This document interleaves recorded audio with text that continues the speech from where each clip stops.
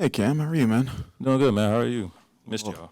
CJ Holmes, New York Daily News. Cam, first off, how's your summer? What's your connection been like with Jordi Fernandez? And how much comfort have you found in, whatever systems he's been installing here early? Yeah, summer was good. Just working on, me getting better, getting ready for the season. Season's around the corner. And connected with Jordi a few times. It's been good.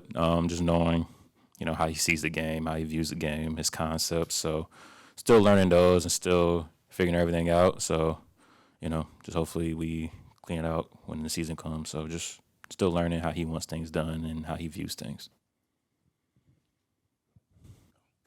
Brian Lewis, New York Post.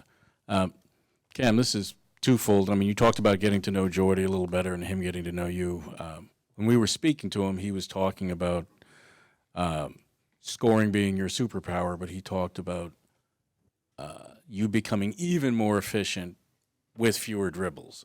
Have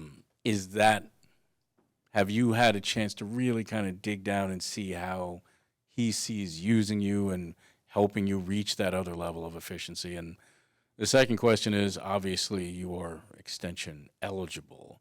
Is that something that's on your mind? Have you looking to have conversations with Sean and Joe on that? Yeah, to the first question, he showed me the stat. I mean, obviously, it's a good stat to see, and obviously I see how he could be using me in a way, but it's still early, so I don't really know for real. Everything changes when the games start. That's how I feel. But at the same time, I do see how he says that because, I think that's what everybody does. Efficiency goes up when you take the less dribbles. But at the same time, we got to look at the context of when I do take all the dribbles, like when I get the ball in the clock or when I get the ball, like just like whenever I get the ball in the possession. Because most of the time when I take most of those dribbles, it's 5 seconds left and everybody's just looking at me to go one-on-one. So, I mean, at that point in time, like, what do you want me to do? So I feel like some of that is just when I get the ball in the shot clock. But at the same time, it's still me knowing me and just knowing that, some of that can be even more efficient. But at the same time, it's just, it's just how the game is. And as I said before, and I think I told him, I'm not really going to change what I do. Obviously, I'm going to just make it more efficient within the offense, but I'm not going to change what I do in a way like that. So, and then to the second question, pretty sure my agent had conversations with him, but at the same time, I mean, I'm just worried about the season. I mean, this was the opportunity I've been wanting since I got into the league, just opportunity to play, be free. So, and I'm just going to make the most of it, and whatever happens, happens. But honestly, that's not even on the back of my mind. I'm worried about the season, how we're going to get wins, and how I'm going to play this year. So I'm not really worried about, the extension in any sort. So that doesn't really concern me. Hey, Cam, over here on your right. Mike Scott from Hoopsite. Good to see you again, brother. Good to see you.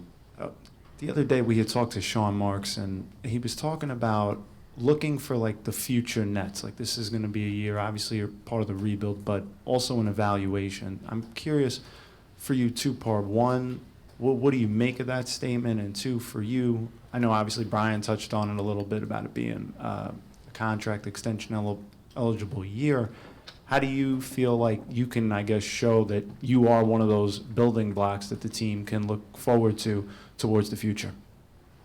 Yeah, I mean, honestly, I guess that's just how he views the team, views the organization, just looking for pieces to build with. But, at the same time, I feel like I really have nothing to prove. I've proved myself countless times my tenure here. So if there's still any more proving to do, then I don't really know what to say. I'm just going to go out there and play the best that I can play and help the team win as much as we can. So I'm just going to go out there, try to be the best version of myself and try to, get as many wins as we can. Evan Barnes, Tuesday. Cam, obviously Jordi has worked with talented young guards around the league. He's worked with Jamal Murray. He's worked with De'Aaron Fox. When you talk with him, does that kind of excite you, kind of like what your role can be looking at what he's done with guards like that? No, not really, John. I just look at how he can help me. But obviously, some people have told me about Jordi and how he, lets his guards play and all this stuff. So it's definitely intriguing, definitely good to hear. But at the same time, you got to see how it fits you because every guy you're saying we're all different players in our own way. So we just have to see like how that fits with me. But I think it should be really good. I think it'll fit me really well, and just can't wait to see it and how it fully looks throughout the year. Eric Slater, Clutch Points, welcome back. You spoke earlier and said this is the opportunity you've been waiting for since you got into the NBA. And your first 2 seasons, you were in and out of the rotation. Last year, start of the year, you were coming off the bench. Just what has it been like with the change in this organization, adjusting so quickly to entering a year where you're the team's perceived number 1 offensive option? Yeah, it's just a credit to the work I put in and just believing in myself, honestly, because, as you said, we had a lot of changes. I've been through a lot here, but I think what's really helped me is just sticking to my work and just believing in myself and knowing what I can bring to the table. And, I guess, if anything happens this year, I can have an opportunity to fully put on display for an entire year. So I'm just really excited for that and just can't wait, to get it going and see how I do. So I just can't wait. Hey, Cam. Chris, WFUV Sports, you have such a self-confidence about yourself, whether it's self-belief or self-confidence. It can be construed as cockiness. There's a bit of a thin line there. How do you think you developed that self-confidence and that self-belief in yourself? And also, how much importance do you put on that, not only on the floor, but off the floor in everyday life? Yeah, just me knowing the work I put in. When you put the work in, when you're prepared, you can, say whatever you want, and you can go out there and prove that you can do the stuff that you say. So really just everything's just a testament to the work I put in. I'm confident in the work I put in to go up against anybody and play the best that I can. So that's just how I view that. And off the court is just staying true to myself and just knowing me. Like, I think that's really a big thing, just knowing me and knowing who I am and staying true to that. Hey, Cam. Lucas Kaplan, Nets Daily. I'm just wondering, this is going to be your 4th year here in Brooklyn. Do you feel like you've become, a New Yorker, your relationship with the city, things, habits you've developed here, just, off the court within, the city? Yeah, definitely feel more comfortable here. Obviously going to year 4, you get more comfortable with everything. You really know how everything is around. So definitely want to try to get out a little more, go out to different places and stuff, just to really experience it a little more. But, I definitely do feel a little comfortable just being here for 4 years, so just want to keep that going. Cam, when you personally or you guys as a team look and you see estimates of 19.5 wins for the year, how do you take that? I mean, is that motivation? Is it offensive? Is it irritating? Do you laugh? How do you guys take that?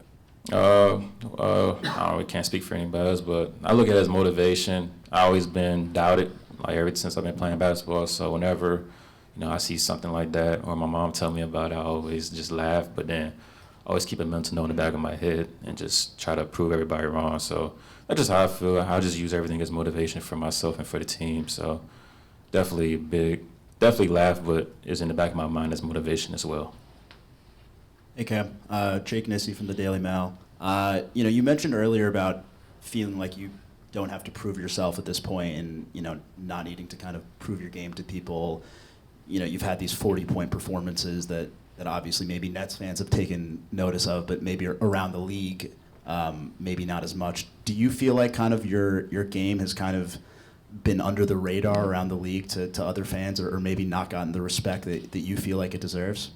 Oh, yeah, definitely 100%. But I think around the league it is respected because they double me whenever they double team me. So I feel like it is respected around the league.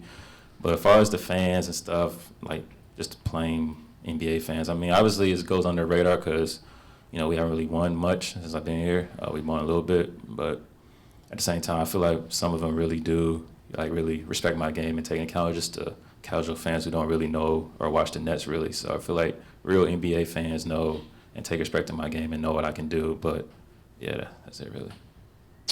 Cam, Tim Capstraw on Nets Radio. We know your game. We know how talented you are.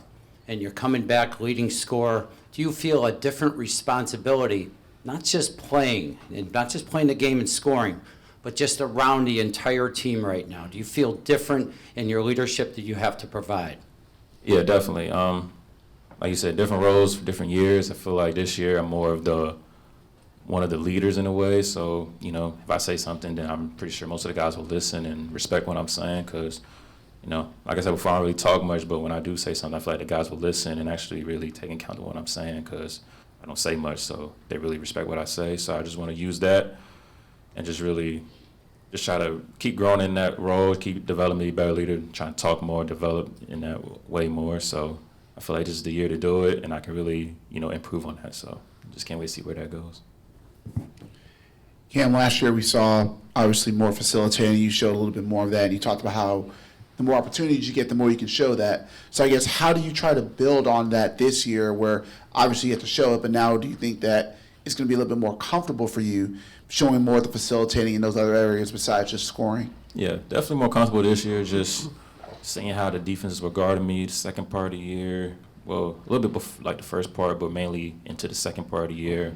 Obviously, these guys are creative around the league. It's going to change a little bit, but it's definitely a good stepping stone from last year to look at what I did last year from the passing aspect, and just you keep trying to build on that as far as like when I'm getting blitzed or double teamed, finding the pocket, finding Clax on the lobs and stuff. So I feel like all that can go to another level, but it's just good to keep looking at it and seeing how teams are going to guard me. But it might be a little different this year because I don't know how they're going to guard me this year. They might try some crazy stuff, so we'll see how it goes. Hey, Kim. Dennis Gorman from AP. Obviously, you kind of touched on the fact that it's a new group with Jordy running the show. Do you have a sense for this group, just what the feel is like coming into training camp in terms of, is there excitement, is a chance of the opportunity of jobs being up for grabs, that kind of thing? No, not really. I feel like we're all excited because basketball's around the corner, training camp's about to start, so we can all get out there and hoop and really get to know Jordy and know what he wants from us from, a scheme standpoint, and just how he coaches and how he runs things and just who he is because, his first year, he's learning just like how we're learning him. So we just have to all come together and just try to meet 50-50 and just try to be the best group that we can, just try to string together as many wins as possible. So, yeah. And Nick, CJ Holmes, New York Daily News. Last time we talked to you, had a free agency. You said you had to weigh your options, but was there ever a doubt in your mind that you'd be back in a Brooklyn uniform this year? What's up, CJ? There's always doubt with this being such a business, but it was a pretty easy situation that we got handled, with the front office, with my agent. So I'm happy to be back, man. Blessed to be here going into year 6, and I'm ready to go. What was the biggest deciding factor in you returning to Brooklyn? Just organization that, they love me from day one. They've appreciated my work, and that, and I feel the same way about them. So it was a pretty easy decision to make, and I'm happy to be back.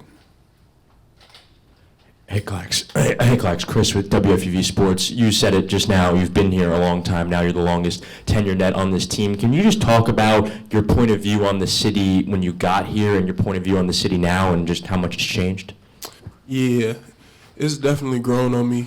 Coming from the South, being in South Carolina my whole life and then being in Georgia, it's definitely, for 2 years, it's definitely grown on me. The fast pace, and I've grown to love it. The culture, the fashion, the people, so I'm happy to be back, like I said, and Brooklyn is still home. Hey, Nick, you mentioned year 6. I'd be interested to know kind of in those 6 years, what has changed the most about you as you've, become a veteran here in the league? What has changed the most about me? Well, a lot. I mean, I've grown up a lot, matured a lot, been through a lot, seen a lot as far as life, as far as basketball. That's just normal. Coming in here at 20 years old. Yeah, I mean, as far as basketball, my growth has been, astronomical. Coming in, not having a spot on the team, and just grinding my way up, and I'm just blessed to be here. Nick, Eric Slater, Clutch Points. You obviously came into the league and might have been drafted a little bit lower than you thought, you're in and out of the rotation early on in your career, and then had this ascension over the last 2 seasons. When you had that moment where you were signing, on the dotted line for a near $100 million contract. Just like, what was that like for you? The moment, it was surreal. Definitely surreal. Signing this summer, all the work that I put in through all the injuries, being here, seeing so many different guys come and go, I was just blessed and to just enjoy that moment with my family. And I just know I have a lot of work to do. I have a lot of growing to do, and I want to help, the younger players go and sign a $120 million contract. And obviously that, time period that coincided with also the Mikal Bridges trade and this franchise kind of setting itself on a new direction. Just, what was your reaction to that trade when you saw it, and how do you feel, about this new direction of the team? I mean, I just work here, like I've said before, and whoever is here, whatever guys that the organization, whoever they decide to roll with, that's who I'm gonna roll with, and that's who I'm gonna grow with. Nick, Brian Lewis from the New York Post. You talked about wanting to help. I mean, now you're a veteran, a grizzled veteran at this point. You want to help the younger guys that are even coming up behind you. I am curious how you see the fit playing alongside Noah when he's not backing you up, but when he's out there at the 4. How do you see you guys fitting together?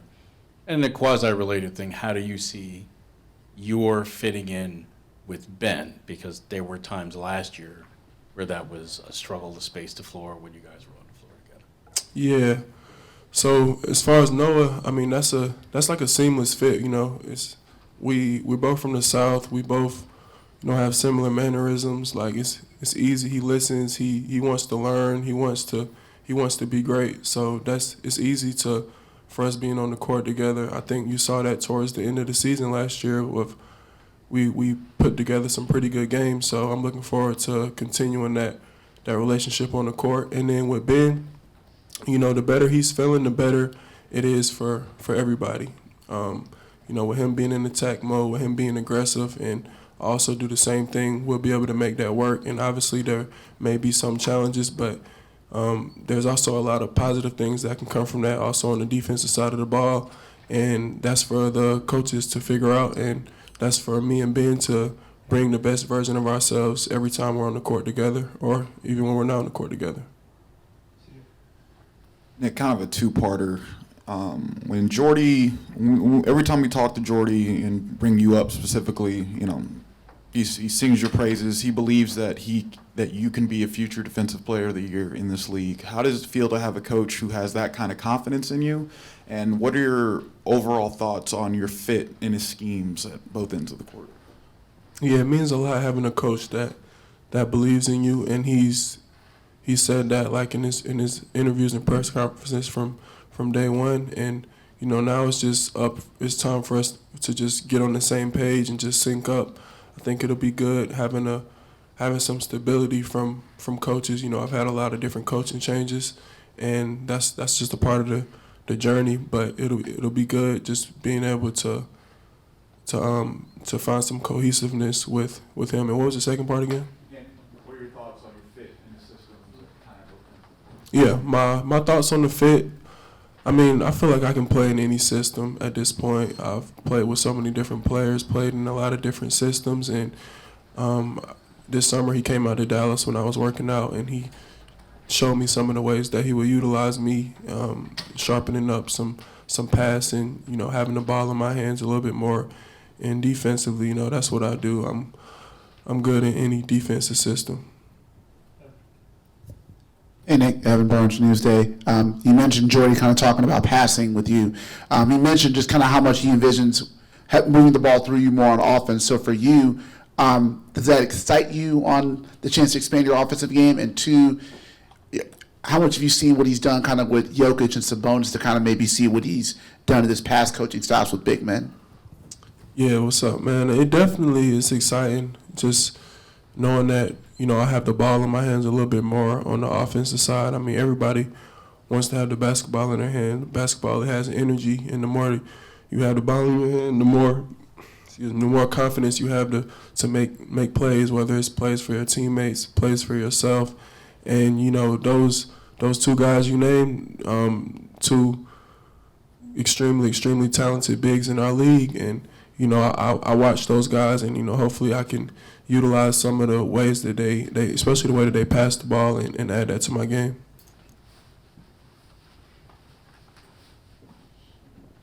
Hey Nick, Wilco for Nets on SI here. You mentioned, Jordy coming down and watching you work out. I'm wondering, from an on-court perspective, what did you work on this summer, and what are you looking to carry over into the season? Yeah, I worked on my overall game. Just continuing to get stronger, continuing to find some consistency from the free throw line.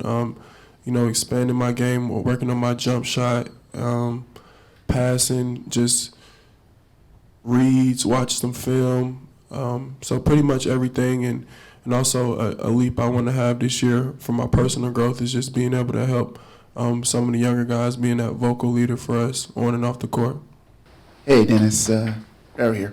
Look, Evan Barnes, Newsday. First off, just kind of now that you have some time to look back at it, how great was the experience playing for Germany in the Olympics, carrying the flag, and just that tournament run for you, just being a part of it? That's the biggest tournament in the world, so being a part of it,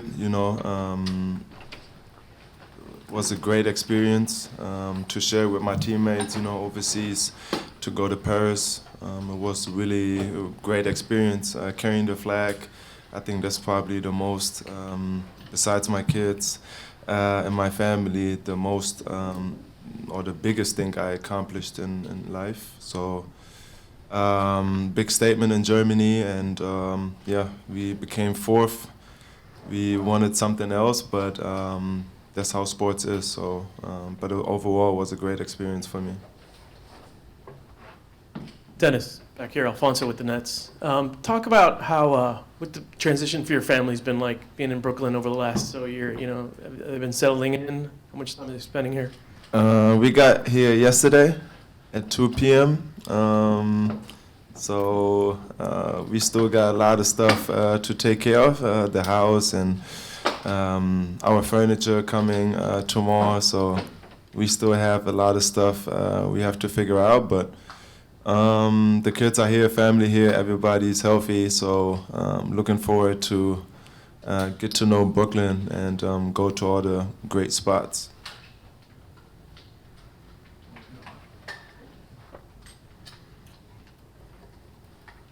Oh, there you go. Hey, Dennis. Brian Lewis from the New York Post. I am curious how you see or how you envision the competition at the point shaking out, because when you were here, Ben was largely not healthy. Now he's healthy, you're healthy. There should be presumably a lot of competition at that spot. He's my teammate. At the end of the day, when he went through rough times, I remember in Philly, I reached out to him. I didn't even know who he is. Reached out to him and say, listen, stay positive. And at the end of the day, now we play together, and I want to make the most out of it. And even when I got traded here, I wanted, because I thought he was healthy, I wanted to play with him more minutes on the court. And mini camp, we had a whole week where we played together, and it looked great. So I'm really excited about him being healthy, and all the noise and social media, what everybody was saying about him. I'm really looking forward for him, to shut everybody up, because he's really ready, and he looked good, and he's going to help us. Hey, Dennis, back here, Perry with the Nets. You've had many stops around the league. Jordy has had many stops around the league as well. If anything, did you know anything of him before, you guys interacted here? And then kind of what have you gotten to know about him? What have you thought of his kind of coaching style, leadership style so far? I mean, I didn't know him personally before this. Seeing what he did with Team Canada this past summer when they wrote history and got bronze in the World Cup. Seeing him, was a big fan of the coaching staff in Sacramento, how they was playing, the playing style, how fast and how aggressive they play. and the training camp or the mini camp we had here, what he tried to bring into the organization was great. I think everybody adapted to it quickly, and everybody respect him as well. So, and he's European, so I will probably gonna get. It's gonna be a good relationship with me and him, and everybody else on the team. Hey Dennis, Will over here with WFUV Sports. Just wanted to ask you, you've played more years than anybody else on this team in the league. So what advice do you have for the younger guys on this team? I mean, first thing is, of course, work hard. Make sure you use your time you have, off the court. Use it wisely. Be a professional. Try to get better every single day on the court and off the court.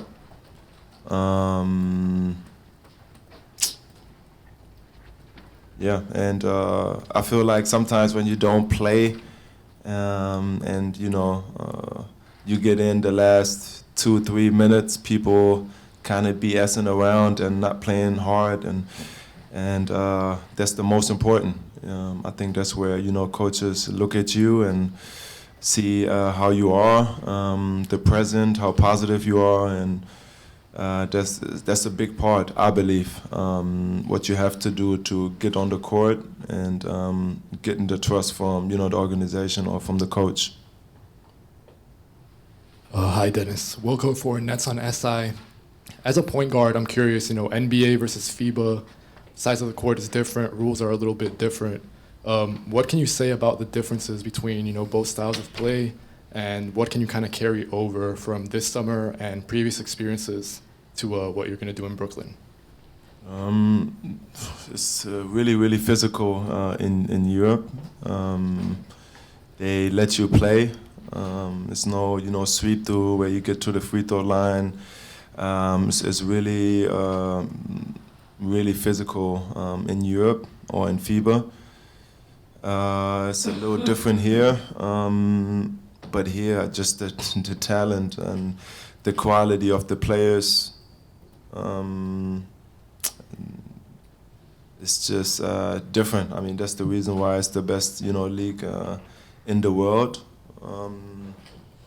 Other than that, I'm really excited to just be here and change, the culture.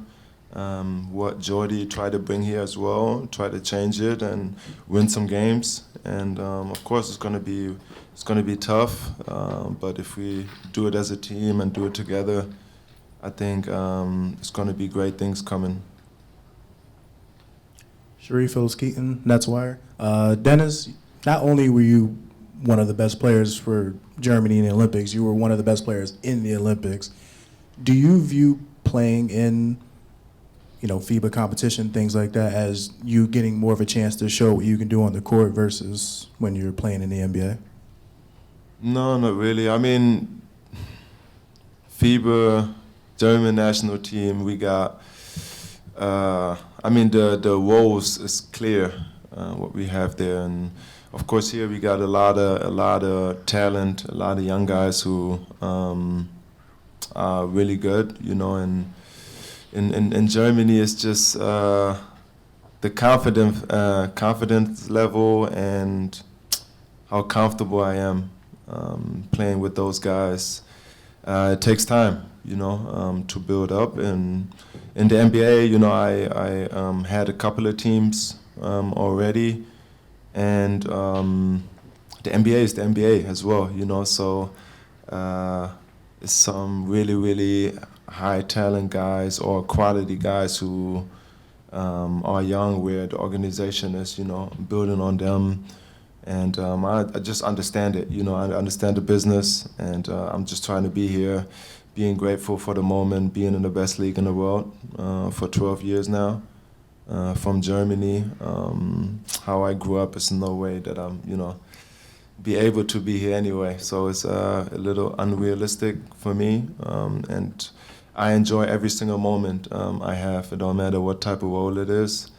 Just being out there, affecting the game positively, and try to help organization win games. Eric Slater, Clutch Points. Cam Thomas obviously has some lofty expectations entering this season. As a veteran in the backcourt alongside him, just how do you view that backcourt dynamic playing out between you guys, and how do you feel that you can kind of aid him as he tries to take this next step in his development? I mean, it's gonna come. I mean, he did the last couple of years here in Brooklyn. He did a great job. Now, how can he improve? To help us win games. Getting back to the playoffs, and he's gonna make a next step.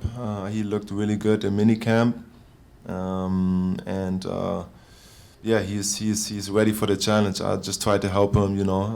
Of course, setting him up on the court, but off the court, I'm still gonna talk to him and let him know what he should do and what he shouldn't do, and everything else is up to him, and I just try to be the best teammate I can be for everyone in the locker room, and try to be there for them.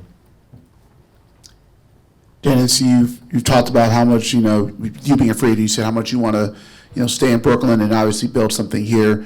I'm curious, with so many guys on this team being free agents after this year, how do you try to keep everyone focused on the main goal and not let that distract so many guys from what can obviously, be a productive year for you guys? Yeah, I think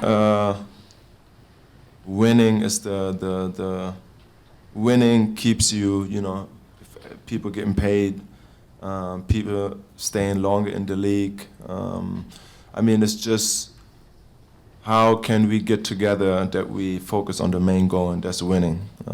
Of course, I understand NBA is more individually. People have to have stats, and I've never been a player like that. I always, try to look for the team, what's best for the team, and I try to bring everybody who is in that locker room do the same thing. And Ben Simmons is another guy who's been an all-star, passing the ball and being a good floor general, and is not selfish. And we got a lot of guys who, over their career, impacted winning in a good way, and that's what we try to do here this year. Try to, start tomorrow. Making the right play every single time. On the defensive end, we want to be the hardest working team, compete on the highest level, and that's what we try to accomplish, and we got 24 days to the first game, and we're going to use the time wisely. Hey, Dennis Gorman from AP. You had mentioned, I guess, playing with Ben during minicamp. Just how did that look like? Was it a case where you were playing the one and he was maybe the 3 or the 4, or was he at the 1 and you were at the 2? I mean, it was like 6-minute games we played, and we played 6 of them. We looked pretty good. I mean, whenever he got the rebound, he just push it. When I got it, I pushed the ball. We want to have pace.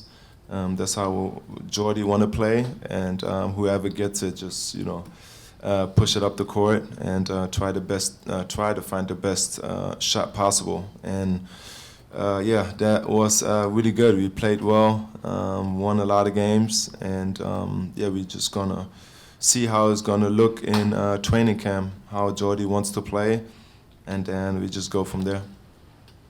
Jamal Murphy, Bill Roden on Sports. I mean, you've kind of touched on this, throughout the press conference, but what do you envision your role on this team being, and what would you like your role to be?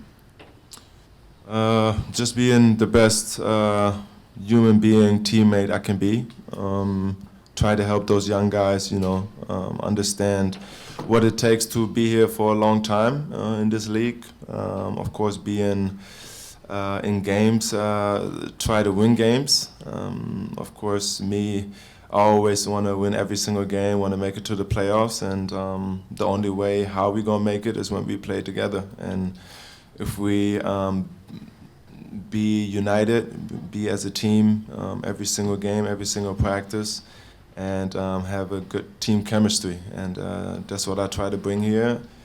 Try to glue everybody together.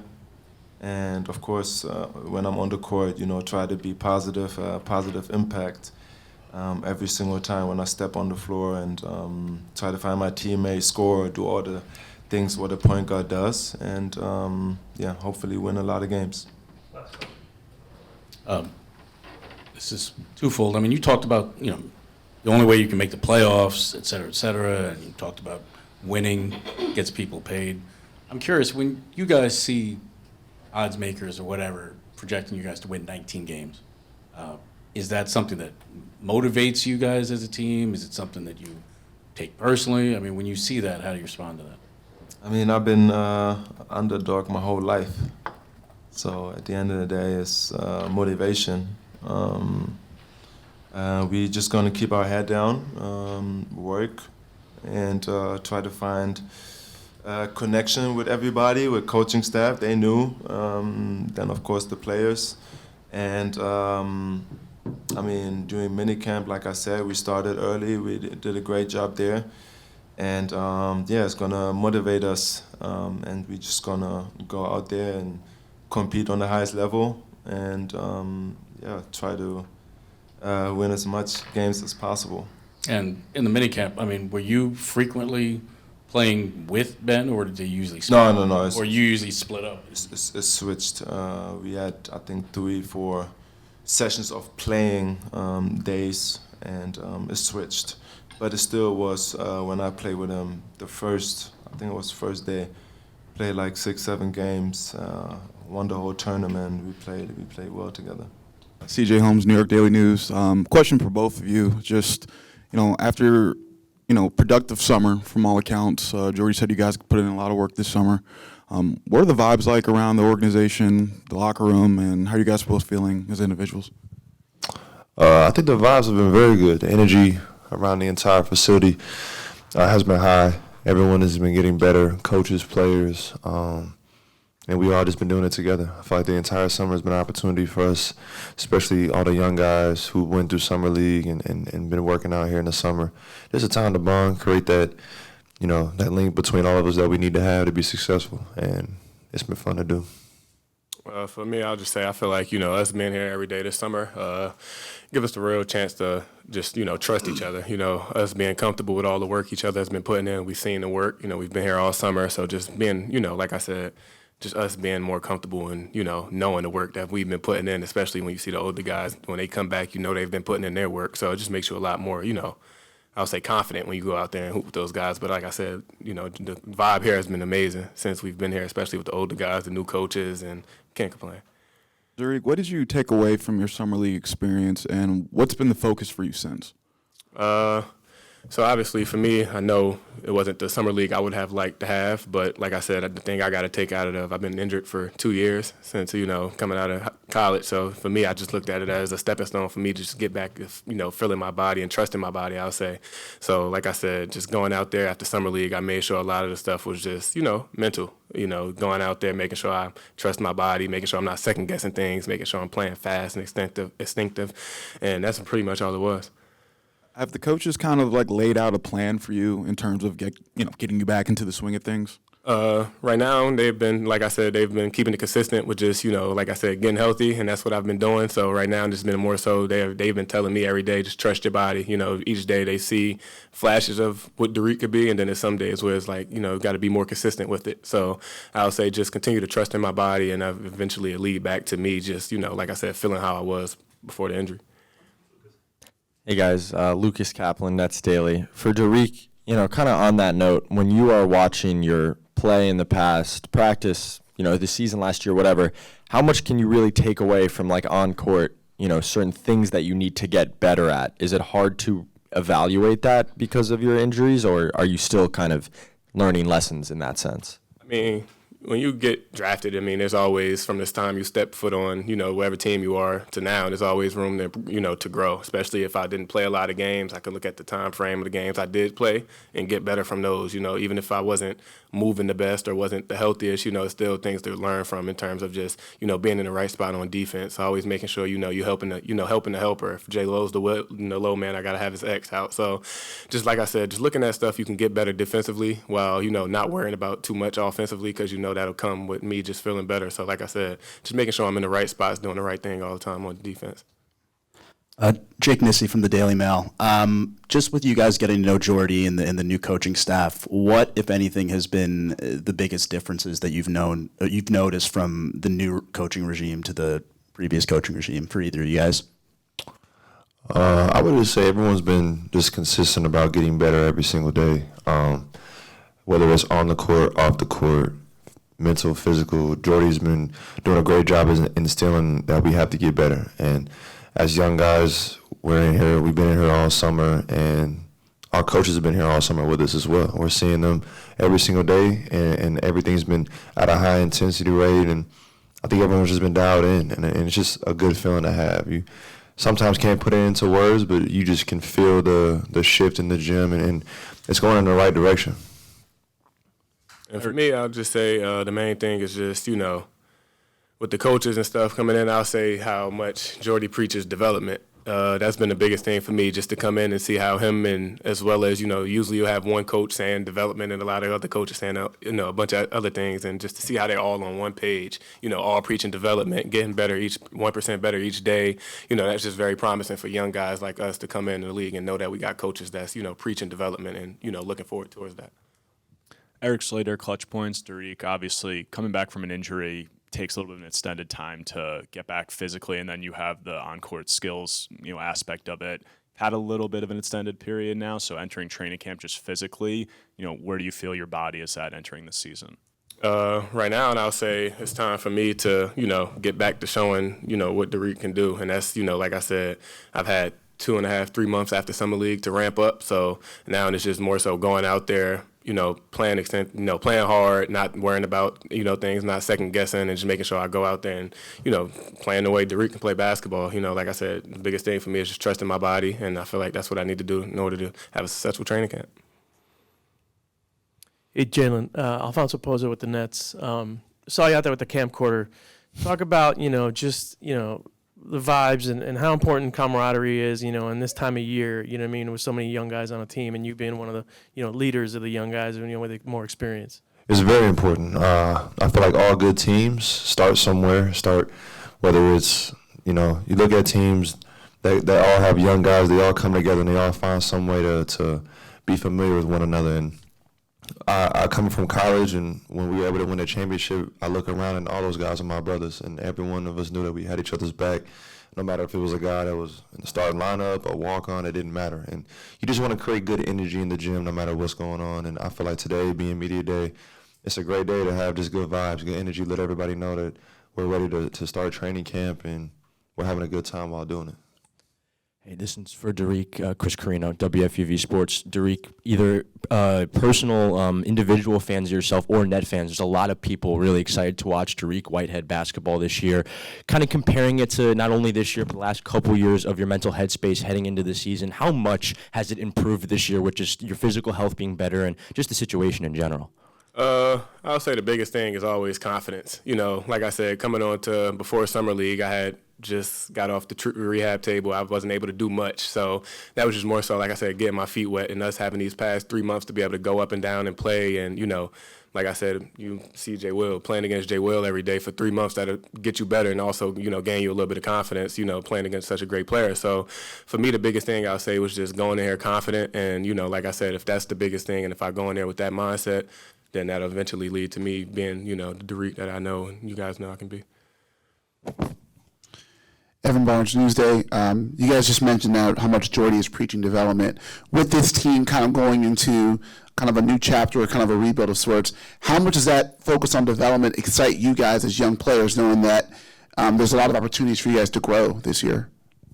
It's very exciting. I think with development, there's always opportunity, like you said, and when you're young and in the NBA and you want to play, you ask for an opportunity. And now that we have the opportunity presented to us like this, it's just exciting. You come to the gym with energy and understanding that if you put in the work and you really lock in for the time that you have here, that you can change the aspect of what you want for your basketball life on and off the floor. And like I said, having opportunity, having development be a priority here are two things that every young guy appreciates, especially going into a new season.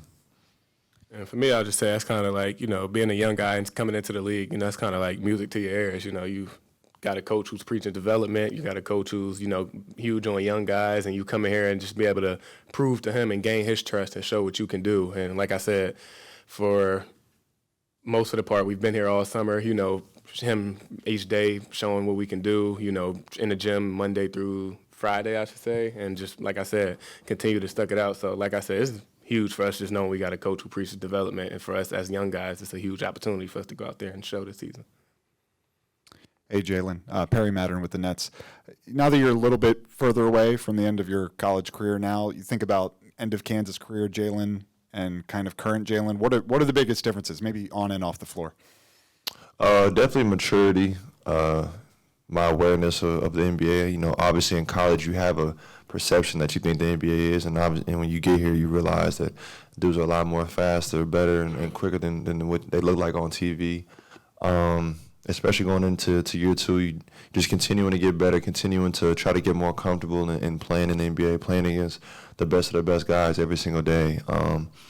And thankfully, I had good role models around me in Kansas to help me as much and prepare me as much for this moment now. And I got a good group of guys now that are all striving towards the same things. I got a lot of young guys that have either seen more games or less games than some, but we all have the same mindset and all have the same drive. So it's good to have a good group of guys that have also the same mindset as you. Jalen, a little bit of a trivia question real quick. Trivia, okay. You name the two Nets players on the current roster that both won National High School Player of the Year at Mount Verde Academy. I'm assuming Dariq is one. How many times did you win that? One time? Okay. Dariq. There's only three of us. That won National Player of the Year. Who else won some? He was a monster in high school and college. He was a stud. Ben, for sure, yeah. Yeah. That should have been the most obvious one. I had to ask. Sometimes it's the most obvious. It's been a minute. There's one more?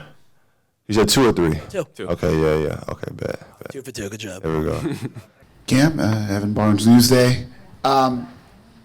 Twofold question. One, how was the rest of your summer after Summer League? And two, how are you kind of feeling now after all the talk that happened this summer? How are you trying to focus now on the main thing and not obviously the trade speculation and things of that nature? I'm feeling good. Just continue to work, continue to get better, continue to improve. I feel like I'm in a good spot. I feel like a lot of guys are in a good spot. We've been in the gym a lot, and guys are getting in shape and getting ready to go.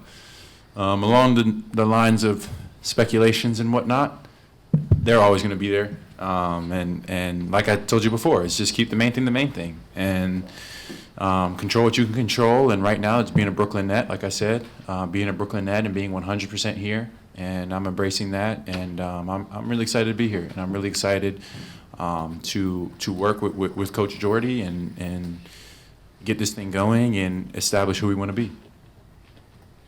Hey, Brian Lewis, New York Post.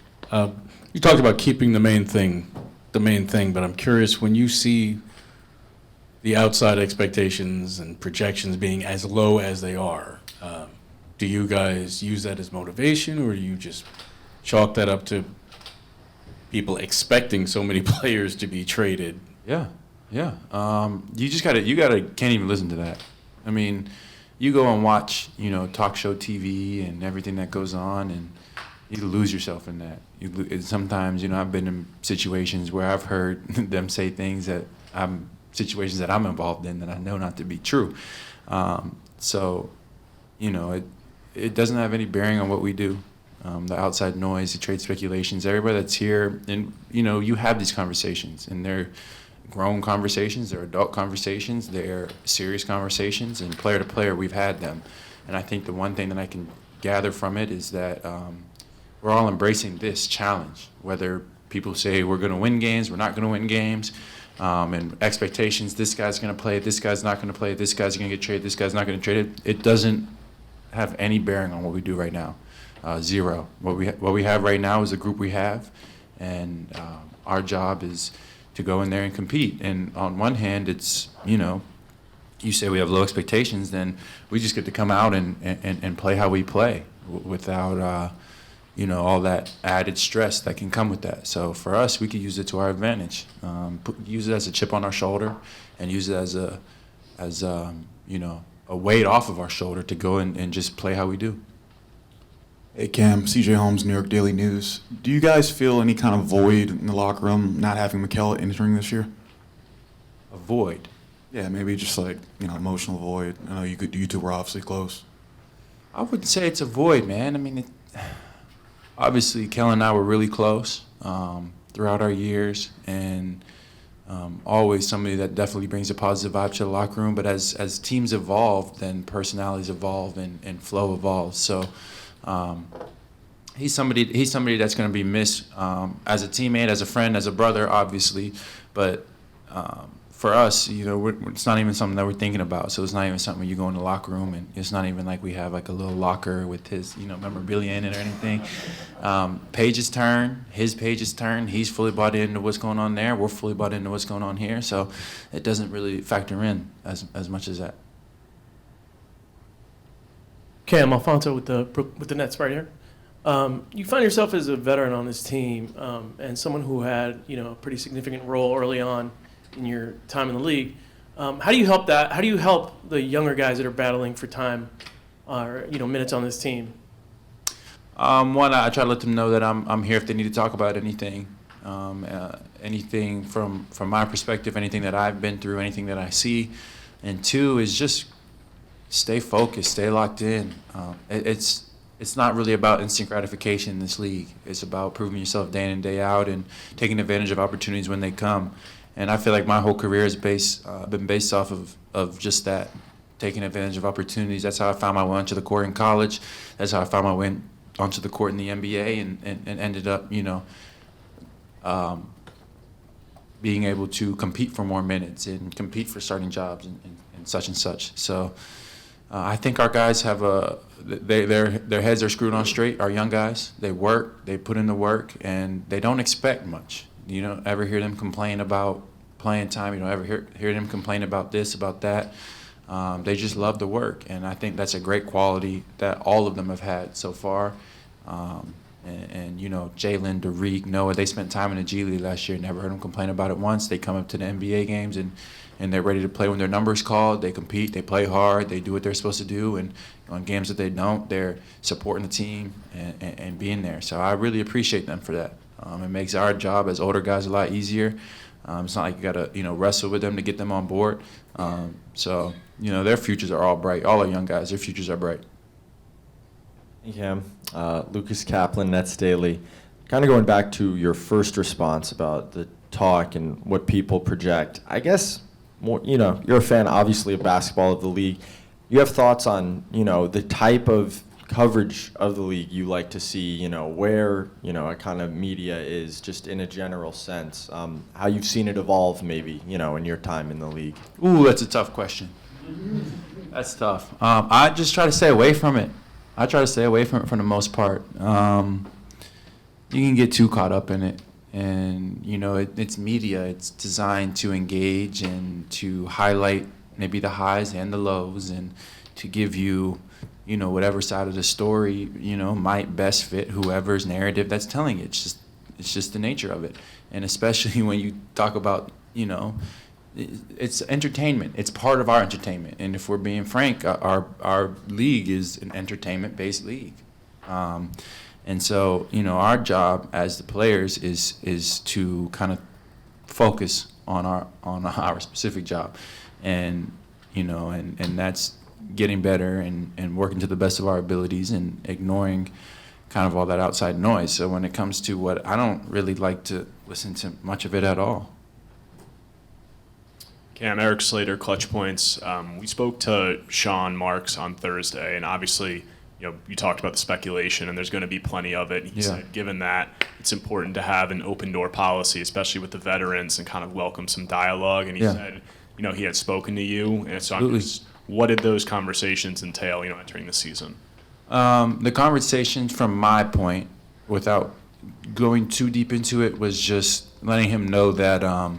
One, I understand the business, first and foremost. I understand, I'm getting to. I don't perfectly understand it. I understand I have a lot more knowledge that I need to gain in this league, but I'm kind of getting the hang of the fact that, of how things work. And for me, I just said it's never a hard feeling on anything that happens. You know, it's never gonna. I like Sean. I like Sean a lot, and I appreciate Sean a lot. And that won't change if I was traded 2 months ago. That won't change if I'm traded 2 months from now. That won't change if I remain in net the rest of my career. I really appreciate Sean, so I let him know that first and foremost. And then after that is just let me know what's going on. Let me know what's going on. Just I'd like to be in the loop of what can happen, of what he's thinking, of what the team's thinking, and you know, and that's that. And you know, he was very good to have that conversation with, and he gave me a lot of good feedback as well. And it's another reason why I appreciate him. Hey Cam, Sherry Phillips Keaton, Nets Wire. You've spoken about, you know, trying to do your job the best way you can, but obviously you've been traded before, and obviously with the rumors of it could possibly happen again. How do you balance getting ready for this season, trying to be the best player you can be, while also keeping in the back of your mind the situation could change tomorrow? It's easy because all you have to do is, you know, there's so many things for me to focus on in the immediate that where I'm going to be tomorrow, a month from now, 2 months from now, that's far out of my realm of thinking right now. It's easy to let your mind drift and wander and worry. I think that's human nature. But, I mean, if I just focus on the day-to-day and preparing myself for start a training camp tomorrow, preparing myself mentally and physically, and preparing myself mentally and physically for, you know, going off to San Diego in a couple of days and trying to get myself in the best possible position, understanding what we're putting in from an X's and O's standpoint, understanding the bones of how we're going to play. That is plenty for my brain to handle in the immediate. So when it comes to the speculation, I'm not worried about it right now. The future will take care of itself, and you know, I'm trying to leave that for another day. And for me right now, my mindset is I'm a net full-time for this season and going forward. Cam, what are your early thoughts on Jordy's systems and your fit in it? I see the vision.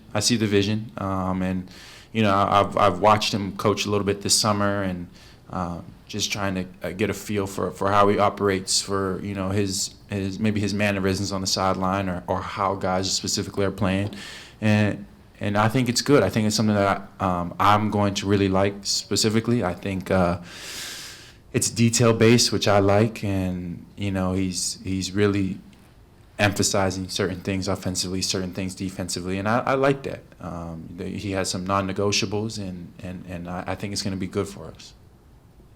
But obviously, with any situation, it's a new system. We're going to have to get to know it. It's not like this is a coach that any of us have spent significant time with in the past, so there's going to be a learning curve. There's going to be bumps along the way, but I think we're off to a good start. Cam, on your right. What's up, brother? Mike Scott from Hoops Hype. Two-part question. First off, are you keeping the beard? Second off, are you, just compared to last year to this year, what are you trying to get out of this year, just for yourself, like on the court, in terms of your development? I am keeping the beard for now. I understand it. I got to connect a little bit more, but it started day 0 of off season. I've been rocking with it all off season, so I'm gonna give it a shot. This is my first time ever having a beard, so I appreciate you acknowledging that. I was incapable for the first 27 years of my life, and trust me, in the beginning it was tragic. It looked terrible, but I didn't leave the house for the first couple of weeks of the off season, so that was good. Now remind me of the second part of the question. That one took all my attention.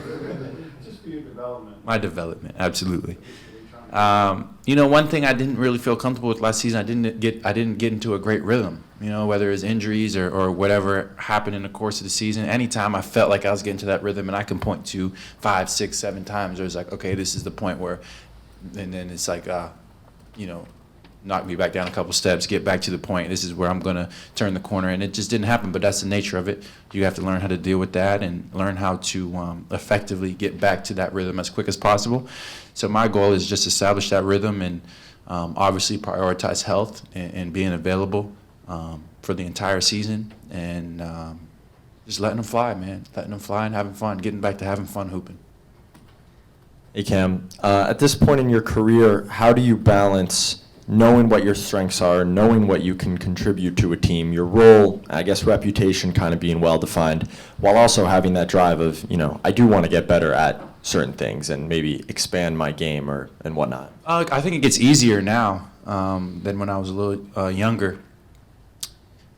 I think the opportunities and the situations in which, you could say, oh, this is something he didn't have last year. I think I'm a little bit more, well-tuned to when I can take advantage of those. And last year, I really felt I was able to grow my game in certain areas. It wasn't perfect. There was a lot of things that went on, but I think there were certain areas of the game last year that I took steps in.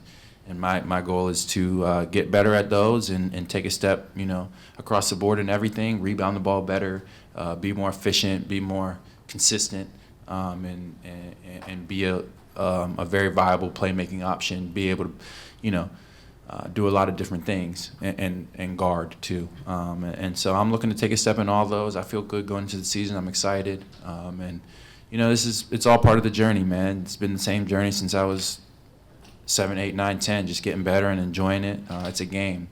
It's a game, and you put the time in, and you dedicate the energy towards it, and it it rewards you back. You can't really cheat it, and so I'm looking forward to it. Cam, have you had a chance to speak with Mikal about what that first Knicks-Nets matchup will be like? And after all these years, do you think you have an advantage guarding him, knowing his I'll give you a skill set? couple stories on that. Yeah, don't be surprised if I, put him in a headlock off the jump ball or something. I don't know. No, it's going to be a lot of fun. It's going to be a lot of fun. Mikal is such a talker. One thing, he's a slick talker. He always got some celebration or something to say. So I already know that's going to, I already know those are going to be flying. And he's with his Nova buddies, so they're all going to be, I don't know, whatever kind of synergy they have going on with that. They're all going to be doing their thing, their rah-rah thing. But I know Mikal's game very well. I like to think that all the times we played ones, all the times we worked out together, all the times we went up against each other in practice has been a lot. But last summer when we were playing in World Cup prep and practice, I was guarding him one specific time. And I know Mikal, when he drives left, he really wants to get to that, fading midi that we've all seen him do so many times, right? So, he takes that one dribble left, and I'm like, oh, I got him. I know his moves down to a T. And he did the footwork that he does, and I tell you, I put everything into my jump to go get that ball. I was going to send it into the 15th row, and I jumped to block a shot, and he, for the first time in his life, pump fakes it, and I went flying. This is near the paint, and I went flying out of bounds. I jumped so hard, I put everything into it, and he did a layup and started laughing. And I was like, man, okay, maybe some people can have some adaptations in their game, but yeah, I try not to fall for that one again. But we'll see. His game is obviously growing year by year and everything. And I'm looking forward to that matchup, but I'm really looking forward to it because we get to play the Knicks again in the Garden. That's coming up, in November. And we haven't been great in that rivalry since I've been here. So for me, it's changing that and taking that personally. It's a rivalry that we should love to play in. Brian Lewis, New York Post. This is mainly for Noah. I'm curious what kind of feedback have you gotten from Jordy and the staff in terms of how they plan to use you? Is it a 5? Is it a 4? And how much weight have you added? You look a little bigger. Yeah. So I weighed in this morning at 230. That was with shoes on, whatever, however y'all take that. But as far as how they plan to use me, I don't really look into it too deeply. I get reps at both, so when that time comes, I can play either or, and that's what I just plan to do. Play the best I can at either position they play me at.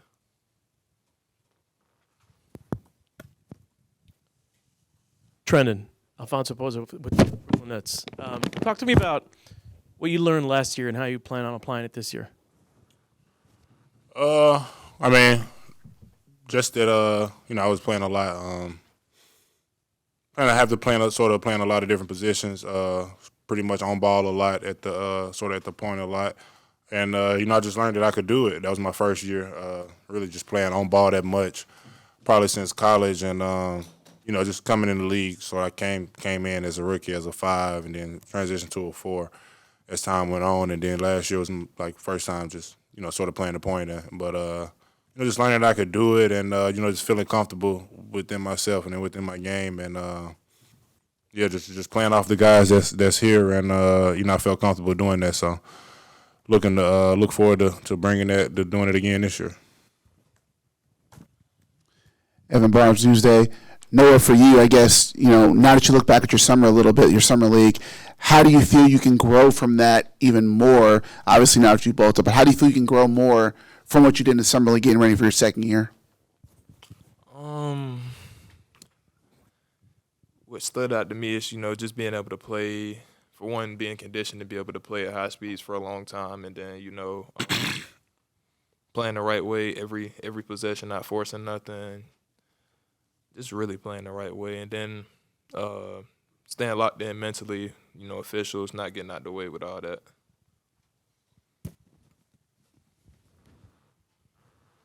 Wilco Martinez for Nets on SI. Trendon, I think like the game really opens up for you when you grab a rebound and push off of it. What do you like to see on the floor, like when you're pushing on the break, and how does that open up the rest of the game for you? I just like to see, guys ahead of me running. I think that's a thing that Jordy's been big on this preseason is just getting to the corners and, being, me and Ben and, a few other guys being able to have the ability to just get the rebound and push and just make plays for, ourselves and others. So, just having shooters around the court and the right space, and it's pretty much is just what I like to see. And, I think that just plays the advantage to my versatility. So I think it helps. Hey, Trendon, you know Cam as well as anybody on this team. I'm curious, with obviously what he did last year and kind of looking for what he can do this year, how excited are you to kind of see how he can take a leap forward after more people got to see what kind of a player he is beyond just maybe his scoring? I'm excited for it. I think last year was, people's first year sort of seeing his playmaking ability open up and, him getting better defensively. So, like I said, man, he's just gonna keep getting better, and he's been working, and so our CT's definitely he ready to go. So I already know it's gonna be a big year for him, and y'all gonna see it again. So. Hey Noah, Perry Mattern with the Brooklyn Nets. Jordy's talked a lot about 1% better each day. What does that mean to you? Go in the gym, work out, do your best, then try to get 1% better each day. I don't really think there's much else to it. No, Eric Slater, clutch points.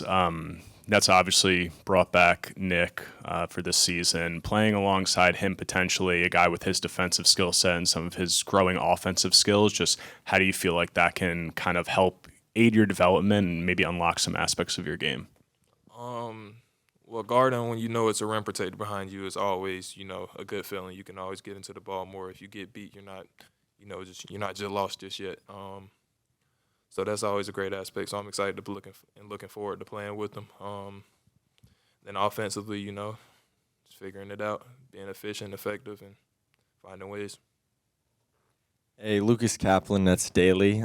Question is for Trendon. Probably a whirlwind offseason last year. Maybe get your feet a little wet more so this time around.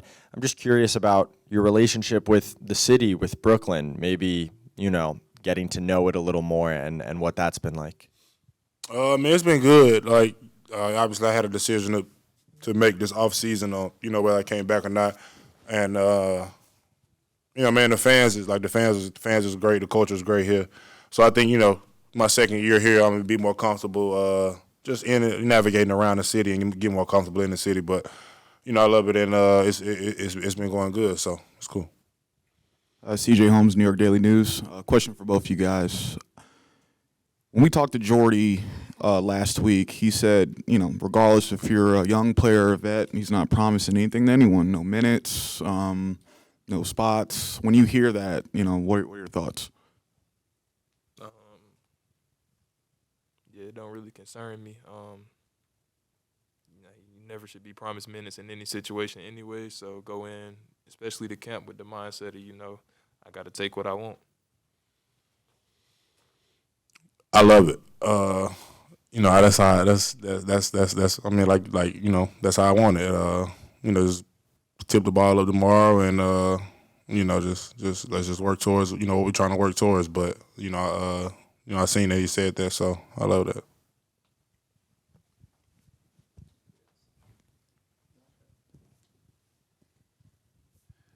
Just curious, did you guys get to watch Jordy's teams a lot in the Olympics to Team Canada, kind of get a sense of what you guys can expect this year?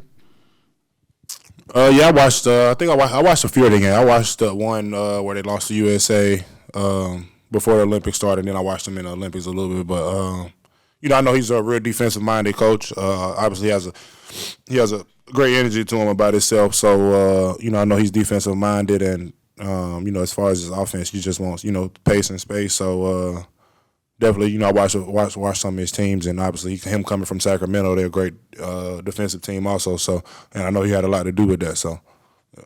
Hey Ben, Brian Lewis, New York Post. Coming off of the surgery that you obviously had, how would you describe, I guess, where you are physically, and how confident are you that you're going to be able to play and have a healthy season for the first time in a few years? Yeah, I'm ready to go. So obviously 6 months ago I had the surgery, and it was down in Miami just rehabbing the whole time. I got to a point where I'm cleared to play, and I've been playing since I've been back in Brooklyn, so I'm ready to go. And Evan Barnes, Newsday, mentally, just kind of how are you trying to feel getting back to, how you were playing last year? Because obviously this is the second surgery in 3 years, so mentally, is it difficult to kind of just get back up for that, or is it just kind of like you said, being ready to play, knowing that, Yeah. Well, I had days where I'd have a tough day of playing, and the next day I'd be locked up in my back, and I haven't had one setback all rehab or since I've been playing and being cleared. So I've had no step backs. Everything's going well, so job is to play and continue to play. Hey Ben, CJ Holmes, New York Daily News. We all saw the tweets of Chris Brickley saying, you're back to playing at All-Star level. I don't go on X or Twitter. I got you. Well, I really don't even see most of the stuff on Instagram. So you're telling me. Well, Chris said, based on what he saw, training with you this summer, that you're back to playing at All-Star level. Do you feel that way in your own mind? Yeah, I feel like when my body is healthy, that's the confidence I always have. And that's where I'm at right now. Physically I feel great and ready to go. And so it's just getting reps, game reps and playing. Hey Ben, Will with WFV Sports. I mean, I know you just said you don't go on, online on social media much, but there's been, a lot of criticism. I don't go on that, so I don't know. Okay, yeah, but like so many people have been criticizing, your injuries and stuff in the past few years. What do you have to say to the people who've doubted you, and where's your head at going into the upcoming season? It's nothing to say to them because I don't really know them. But I'm here to play basketball, so for me, I took that time down in Miami to rehab and get back right. The priority is just to play and be healthy. So all the other stuff that's being said, that's just words from people that obviously have something to say about something they don't know or understand or have information on. Ben Alfonso with the Nets. You've seen plenty of coaches and styles in your time. Talk to me about what stood out about Jordy in the time that you've been with him so far. Yeah, I think he's like growing up. Obviously, I wasn't in the States. It's more European style of play, pushing the ball. You're playing 1 through 5, having certain sets and things like that. So I think just having Jordy in there is kind of refreshing. And the style that he wants to play fast, get out and run. We want to be one of the best conditioned teams in the league.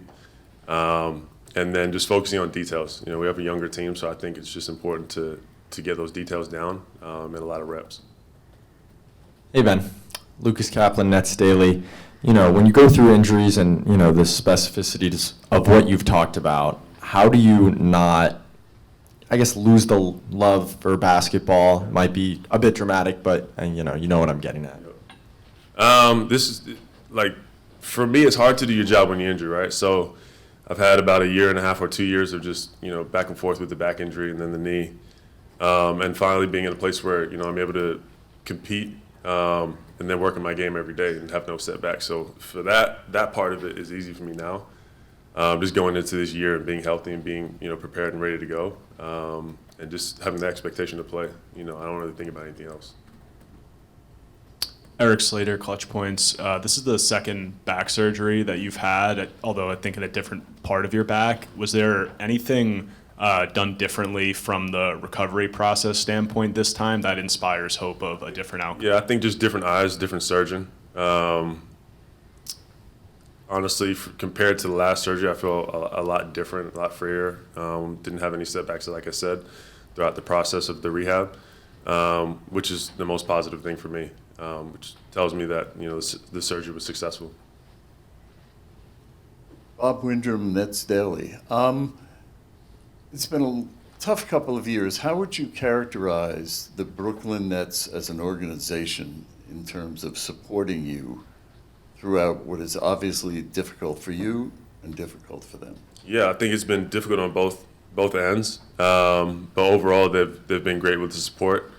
Giving me my time and understanding the situation, the seriousness of the injury, and them being open about me seeing different doctors and what's the best thing for me as a person and a player. And then obviously, my teammates have been great. So them just giving me that time to get ready and get through the rehab, and then obviously get back in the court, because ultimately that's where I need to be. It's obviously a much different situation when you join this team with KD and Kyrie and the expectations, and now the timeline's been reset, and it's a little bit more of a rebuild, obviously. Just how do you see yourself as you come back from the injury fitting in with this new team and its new timeline, and do you see a future with this organization beyond this season? Yeah, I think it's it's my job to come in here and compete. I've been in the league for 8 years now. I've seen everything. So I want to come in here and lead and compete and get better every day with these guys, regardless of who's on the team. I'm always going to believe in my teammates, regardless of who it is. But our job is to get better each day and see what we have and go from there. Hey Ben, Dennis Gordon from Associated Press. To follow up on Eric's question, with whatever discussions you've had with Jordy, has he kind of talked about how he envisions your role with this team on it and off the court? On off? In terms of what? In terms of leadership. Yeah, I think it's just me being a leader. And that stems from being in the gym, working hard, bringing the guys together. Then on the court, a point guard. Yeah, I see myself as a point forward, point guard, a big point guard, whatever you want to call it. And just play with pace. I think there's no set, way we're going to play in terms of, sets and things like that. We don't have guys we're going to and ISOs or anything like that. We don't have a KD or a Kyrie. But it's just playing basketball the right way and getting back to, guys using each other and creating that chemistry.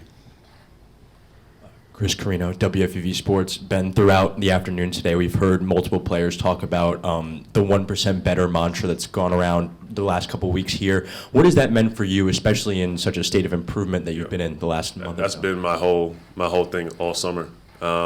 Just rehabbing each day, getting better, using the limited time that I had to progress every day. And it shows up. It might not show up, in a week or two, but over time it shows up. And you've kind of been part of a rebuild, I guess, in Philly. I'm curious, can you lean on that experience to kind of, as you're going as being a better leader with this team, can you lean on that to kind of help guide the guys and kind of, hey, this is how we have to do things and not get caught up in like the outside noise or whatever? I came at the start of the we were going up. So I didn't really have that experience of being with Philly in the down times. But it's just being in the gym and being a professional, coming in and working. And embracing your job. We have a great job, so everyone's fortunate to be, on this NBA roster and having an opportunity to compete at the highest level. It doesn't get any better than that. So for us, just, not having any expectations of the wins and losses, but getting better each day. Ben, Coach Fernandez's offensive systems have famously, featured playmaking bigs. As a bigger playmaking guard, what excites you about the system? That's basketball. I think, he sees the game differently, and I'm excited to learn from Jordy and see what he has to offer. But that's basketball to me. You want to put guys in positions that they're going to succeed in and help the team win. So I have a lot of trust and faith in Jordy. And you just said not having any set expectations of wins and losses, but it's a twofold question. I'm curious, when you see 19.5 wins as the general estimate for this team. I just got told that, so yeah. When you are told, what do you make of it when you hear that? Do you internalize that? Is it insulting? Is it something that you put up as locker room material? Like, I think for us, it's just about getting better every day. You know, we can't go look at, you know, the end goal. We got to just focus on each day. When you start looking at the end, you know, you're not focused on the next day. And you got to control what you can. And for us, that's coming in each day and getting better. And then that's going to show up with the wins. That's going to show up with the losses like that. That takes time. And then that dovetails into this question. I mean, you're in the last year of a contract, and you've had a couple years where that have been interrupted or marred by injury. Just how important is this season for you personally when you're looking at being an unrestricted free agent going into next summer? Yeah, for me, it's important just to be healthy. I want to play basketball at a high level and get the most I can out of my body. And that's the focus. Not about the money's nice and all of that, but I want to play healthy. At the end of the day, I love playing basketball, and that's what I want to do. I saw you out there having a bit of fun, bit of a laugh with Jacky. Yeah. What have you made of him so far? I know it's early on. And any advice you would give, obviously, a rookie as he tries to make the step up? Yeah, Jacky's great. He's over the few weeks I've been around, you know, he's continued to get better and better, and more confident and more comfortable. But he's great person. Works hard in the gym, so I'm excited to see his growth. As a rookie, I'd say just be committed to learning, and you know, things will happen in this league that you don't expect, but just being ready. And you've played in just 57 games the last 3 years, but you are still at the 14th spot for all-time triple-doubles in NBA history. So what does that say to how rare your skill set is when healthy, especially? I'm not that bad at basketball, so I'm 14th all-time triple-doubles. That's not too bad, but I think I got some more in me. Might pass Bob Cousy this year. I hope so. Hey Ben, Jake Nissi, Daily Mail. A couple of your teammates spoke earlier just about how this season sort of feels like a fresh start or a rebirth a little bit. They were teammates that were coming from different teams, but just with Jordy coming in, is that something that you feel at all? Just sort of, you know, that restart, fresh start, you know, maybe a new perspective, I guess, on your game. Yeah. I think there's a lot of new faces in here. Obviously, you know, last season having, you know, a couple of different coaches in there, it's not a true restart. But obviously, you know, coming with Jordy and having his guys come in, it feels like a new start and a fresh start. And then obviously for me personally, just being healthy and being able to compete and play, you know, it does feel like that. So take it a day at a time, and I think everyone's, you know, excited to get training camp started. Hey, Dariq, it's Alfonso back here from the Nets. So it's kind of weird calling a 22-year-old a veteran, but do you kind of see yourself in that role, you know, with so much youth on this team, being that you've been here already? Yeah, my vets told me once you play 82, you a vet. So that's why I feel like I'm a vet.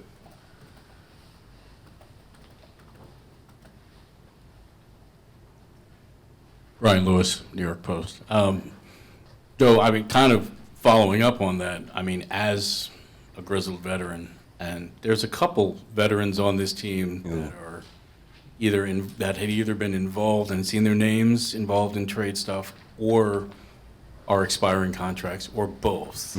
How do you guys keep the main thing when there was so much going on and so many guys who may very well not be here come February or June or what have you? Man, it's part of the business. Like you said, I've been in the league for a while now, and nothing surprised me no more.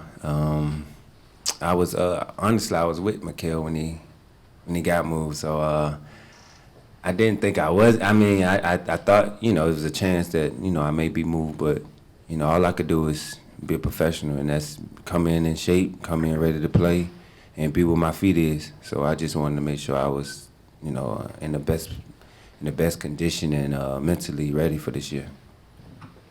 Hey, Doe, back here, Perry with the Nets. Like you said, veteran. You know, you've seen a couple coaching styles, coaching changes, things of all that nature. But you know, what stands out to you about Jordy so far in the workouts here with the guys, leadership style, things of that nature?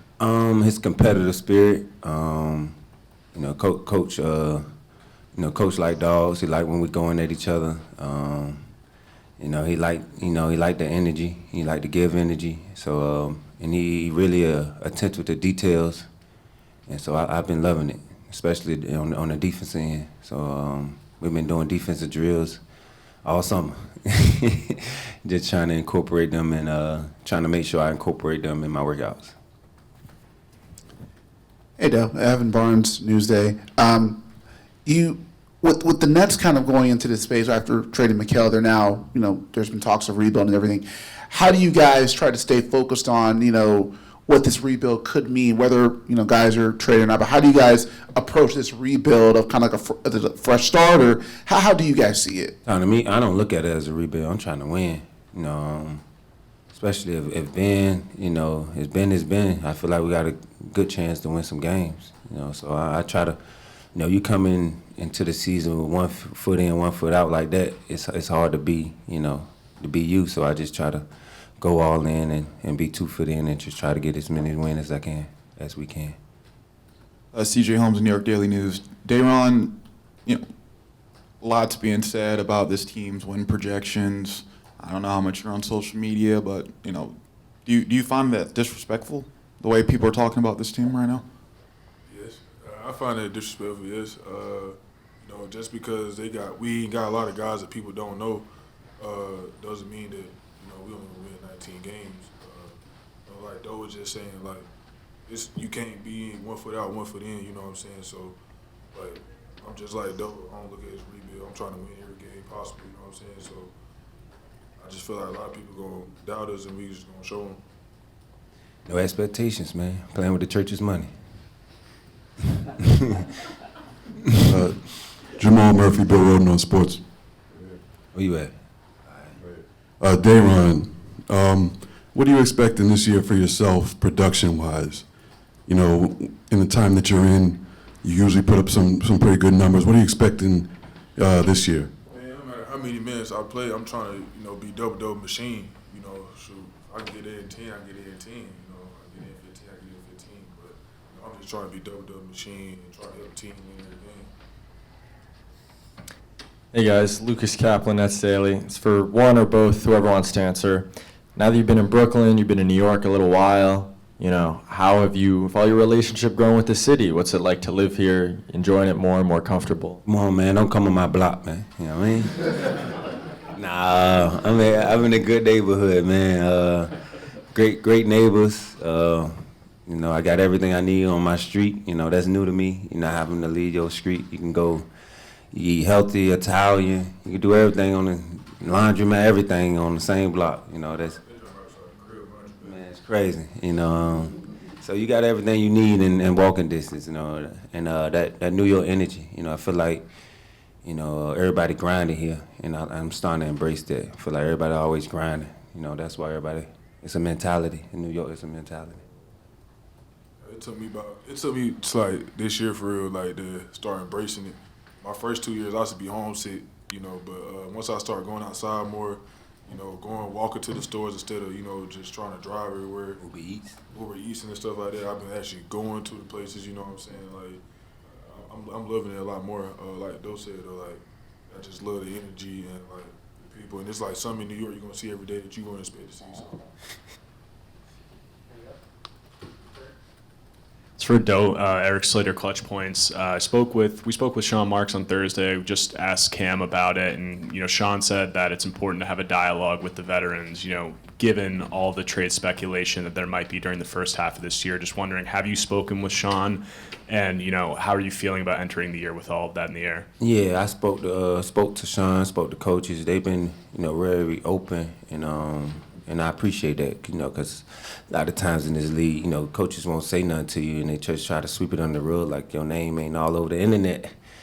Especially, we got family, so, they in our ear, so we don't want to hear that, but that's what comes with, the business. But again, I appreciate them, just letting me know that they hear that, it's a lot going on, but that just means, Coach said that just means a lot of teams want you, and, it could be the other way around where, you could be, trying to find a spot. So it's always some positives in everything.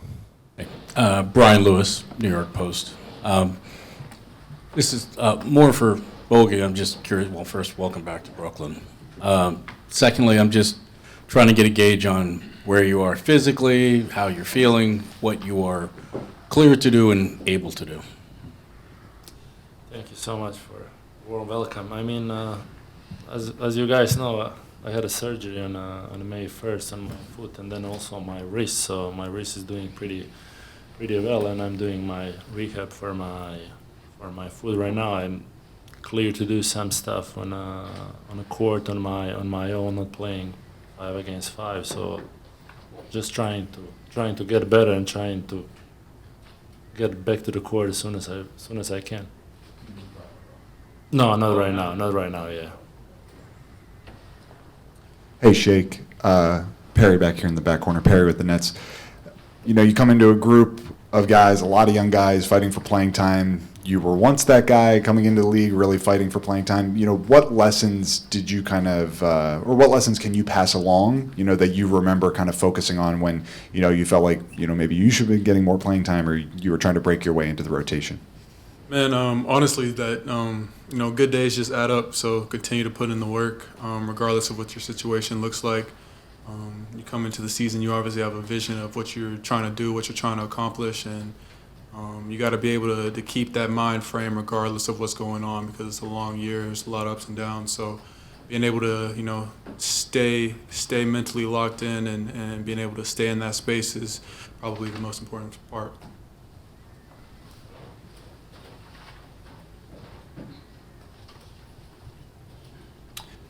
Bogey, a question for you. I probably haven't spent a ton of time around Jordy yet so far, but you know, obviously you've seen a lot of coaches, a lot of different leadership styles. You know, what sticks out to you about Jordy, and you know, maybe what had you heard of him before, kind of around the league?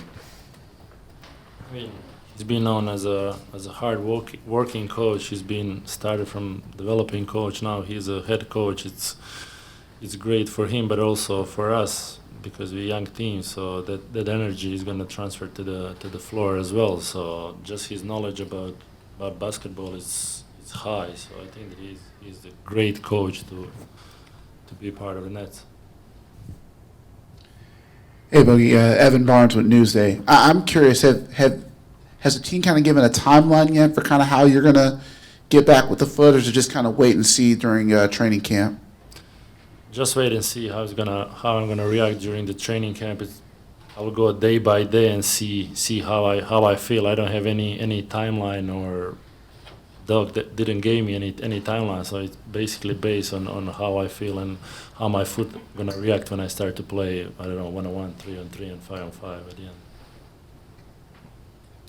Hey, Shake. Alfonso Pozo with the Nets. You talked about, you know, the youth, what you can impart on the youth, but, you know, on a team with so much youth, what does this opportunity mean for you personally this year? I mean, I think for me to just to be a presence. I mean, I'm also fighting for my own stuff, so, you know, bringing my energy in every single day and continuing to compete and get better. You know, but I think, you know, just being a presence and being able to use my voice, you know, letting guys know what I see and things that could help them on their journey as well. So I feel like it's a good environment throughout everything I've seen so far. I'm excited to keep it going. Eric Slater, clutch points for Bojan. This is obviously where your NBA career started, and coming back here, just what's this feeling like, you know, walking back through these doors and, you know, kind of maybe unexpectedly being back in this building, you know, during the latter stage of your career? I mean, it's great. I'm really excited to be back. I mean, I was here when they opened up this facility, this practice court, and then also the Barclays. So it's great to be back.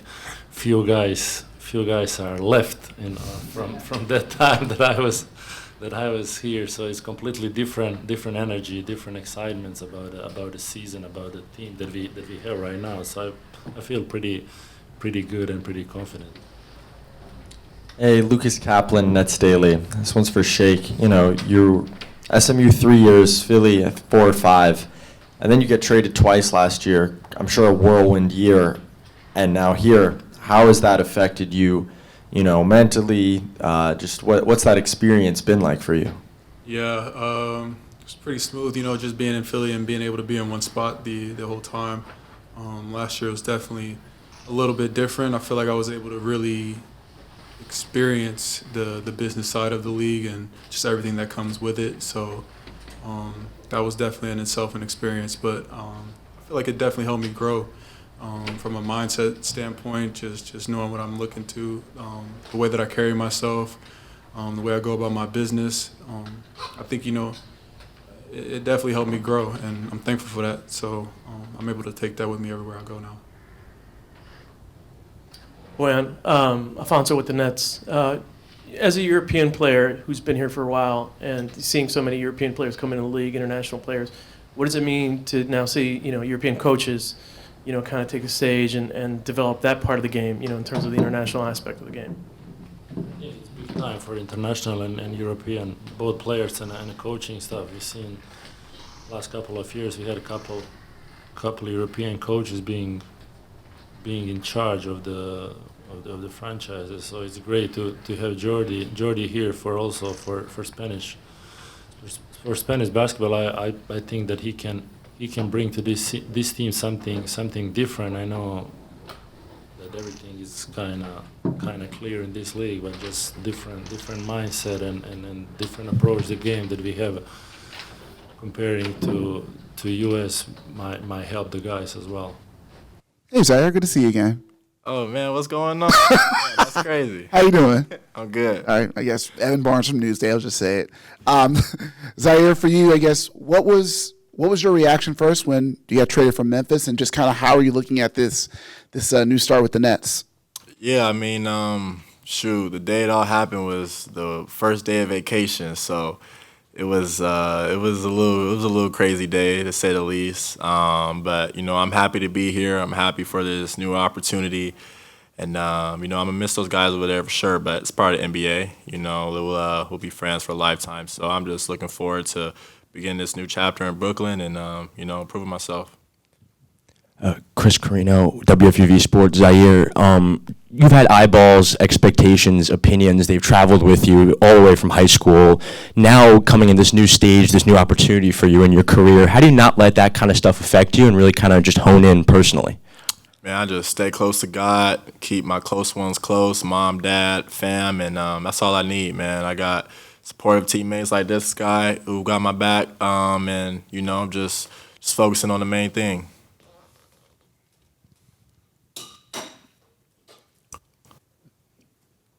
Brian Lewis, New York Post. Ziaire, I mean, you're still only 23, but I mean, you've got a bunch of games in, 150 games in. Are you looking at this, or does it feel at all something like a reset in terms of basically you're coming in fresh slate, this staff doesn't have any preconceived notions, you've got an opportunity to kind of come in with a clean slate and reset?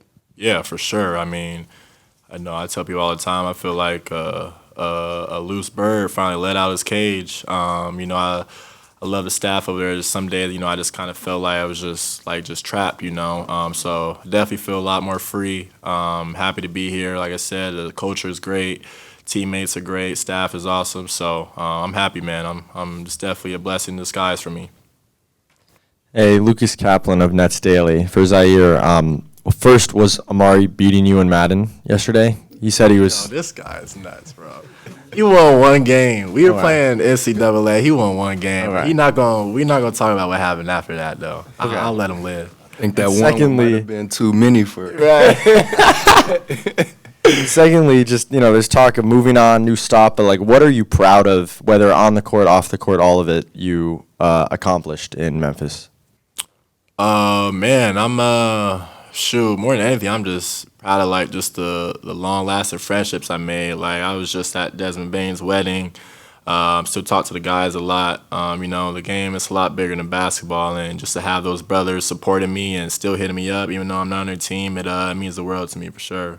And we made the playoffs and got a lot of good experience in the 150 games I played over there. So definitely won't take it for granted, but I'm just looking forward to this new opportunity, and like I said, just proving all the doubters wrong. Hey, Keon, back corner here. Perry Mattern with the Nets. Really enjoyed the content with you and Noah at the Mets game. So kind of building off of that, what have the vibes kind of been like here? I know you've been around a lot, summer league, all that, and kind of what personalities have you seen here on this team? I feel like, man, everybody's got their own personality. Everybody's got their own way of expressing themselves, but I feel like us as a unit, we all have kind of latched on to each other and just started to become more and more comfortable, not only on the court, but just off the court. And really, like Ziaire said, just creating those long-lasting relationships. CJ Holmes, New York Daily News. Keon, what does it mean to you to, finally make an NBA roster, and what do you plan on doing to stick? I mean, most definitely it means a lot to me, but first and foremost, it's just a token to the work that I've been putting in over the summer and the summers leading up to where I am now. I've had a lot of ups and downs just in my 4 years in the league, but every year I've got an opportunity to learn and grow and become a better player, but not only a player, but professional. And I feel like each year, each day, I've shown a lot of steps on growth, and hopefully this year I'll be able to show that on the court and help this team get wins. So. Will Jing with WFUV Sports. Question for Ziaire. I asked Amari a similar question, so I guess I'll ask you. Do you have any thoughts on playing with your former high school teammate? Yeah, I mean, it's dope, man. Just for it to come full circle. That's my brother, man. I'll go to war for that guy any day of the week. And I know he'll do the same for me and for the rest of the team. It's exciting for sure. We talk about it every day. It's crazy how it worked out. Eric Slater, Clutch Points, welcome to Brooklyn. You said earlier that you felt like you were in a cage a little bit there with Memphis. What, coming to the Nets and having this fresh start, what are maybe some of the things that you feel like you'll be able to do that you weren't able to do with your last team? It's kind of more of just a mindset thing. I'm just trying to just master the simple things, catch and shoot, play off the catch, finish through contact. But it's just it's a mindset thing. I don't feel like everything I'm doing is being judged, or is this the right shot to take, or am I doing the right thing? And that's where I felt sometimes in Memphis. But the coaching staff, man, they do a great job of they just want guys to just play hard, play with energy, defend a high level, and just play good basketball. And I've had a lot of conversations with a bunch of the staff, and it's helped me just play free again, and just get back to the clear space where I should have been a long time ago. Dan Williams, CGTN. Question for you both, if it's possible. Obviously, Yongxi from China being part of the roster this time around. Is there any advice you would give for his first rookie season as to how he can make maybe the step up, or to any of the rookies making the step up? I could say just from being a rookie and being on a two-way as well, just taking each day and using each day to get. Coach Jordy says it all the time, but getting 1% better each day. As a rookie, there's not a lot of expectations for you or a lot of pressure on you. So just coming in and being focused on the work that you have in front of you and just taking advantage of the moment that you have. I mean, shoot, I agree with that, man. Just trying your best to never get too high or too low, right? It's 82 game seasons, a lot of games and a lot of travel, and then it could definitely wear on the body, physical and mentally. So, just staying poised and just, keeping the close ones close. And, like you said, it's not really any expectations, so don't get too hard on yourself if you have one bad day, or don't think, you got the world figured out if you have one good game, Yeah, hi, Alfonso Pozo, Brooklyn Nets. This is for Jacky. Jacky, what has the adjustment been like for you lately? Is it feeling right now? Yeah, Sorry? just, your arrival in Brooklyn, coming to Brooklyn, what has the adjustment been like? I mean, this a big turn from my life. It's my first career from the CBA, and this is my second career start from the NBA. I mean, this is a big dreams come true. It's a turn change. 小崔我们快手的网友啊，想问你几个问题。第一就是你说来到 NBA 是一个梦想，对吧？你现在已经坐在了篮网发布会的现场，你现在的感受如何？而且你对新赛季的展望，你对自己有什么目标吗？刚刚开始吧，然后其实这个发布会我更希望是在赛后吧，我希望加入赛后的发布会吧。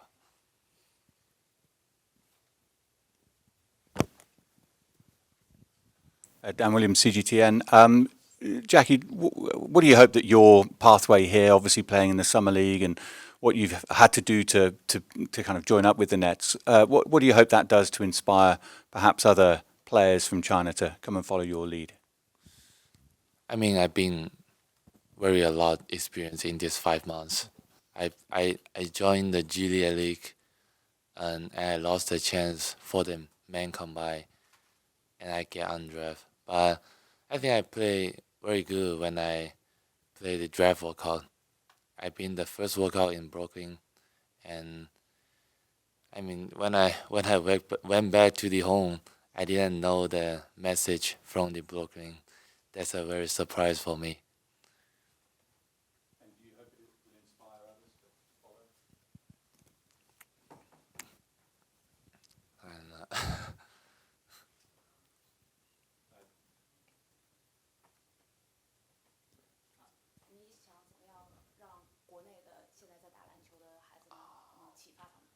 Oh, okay.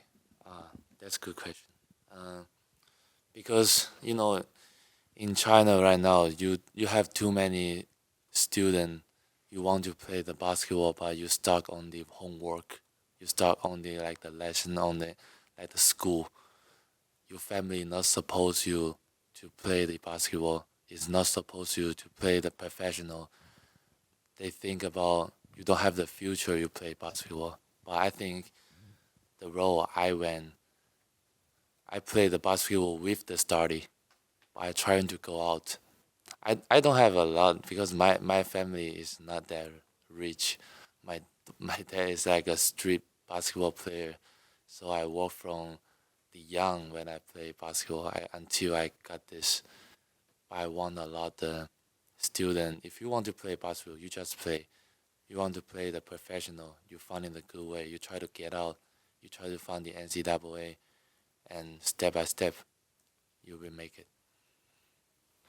这里是腾讯体育前方记者，然后小崔，训练营马上开始嘛，然后10月5号大家一起飞到加州去参加 training camp， 然后这是不是你第一次在美国跟美国的球员这种24/7大家长时间一起待在一起，这和 CBA 大家相处的模式啊，一整天都在一块儿，这种对你来说是新的体验嘛？然后就是对这种相处模式够不够熟悉？然后是怎样的心态去迎接接下来的这种 trip？其实我之前也参加过那个 basketball without border， 所以说其实我参加的这种训练营模式其实也挺多的，所以对于我来说其实也挺适应的，见怪不怪了。所以说，但是这个也确实是一个全新的 NBA 这个训练营的体验吧，所以我还是比较期待的。Follow-up question, that's okay. 签约之后的这一周，这过去几天，你是一直待在纽约嘛？然后对这个 milestone 就对这个城市的感觉目前怎么样？因为相信你刚来也，不知道有没有1个月啊？I mean, I must be a New Yorker right now. That's right. 但是我在这里反正也会坐地铁，然后也会到那个 Central Park walk around， 反正对这里的一切都比较熟悉了。然后其实这里是对我来说会比较方便，因为有很多中国人，然后中国的商店也很多，然后现在也有自己的那个什么银行卡啥的，所以说会比较方便。谢谢小崔。Brian Lewis, New York Post. This is for Jacky. It's a two-part question. Have you had an opportunity to speak with the team owner, Joe Tsai, and have you thought about, considering how young you are and how much of your career you may still have in front of you, the impact that you could have back home in terms of inspiring more kids to play? I don't have a lot of opportunity to see the Joe Tsai, and because I see like 2 times with Sean in the workout, and after in assembly I made Sean mark in the hotel, but I didn't have a lot of opportunity to see the Joe Tsai. But I mean, for the kids, right? It's the same question. For the I want to say to impress the children in our tribe. But I think we need to be a good player. We need to build a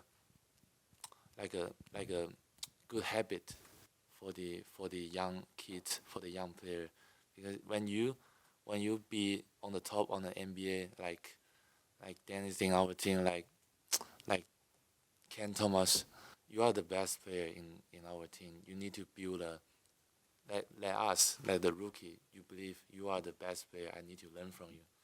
So it's the same thing. You need to create this for the children. Hey, Jalen, back here in the corner. Perry Mattern with the Nets. Obviously, you were OTE, G League, little time here in the league as well. Kind of, what are the biggest lessons you've learned? Obviously, still such a young kid. What are the biggest lessons you've kind of learned in the last couple of years? I just feel like life's a journey. Like nothing's never gonna happen like right away. So like no matter like what's the cause, like just keep working.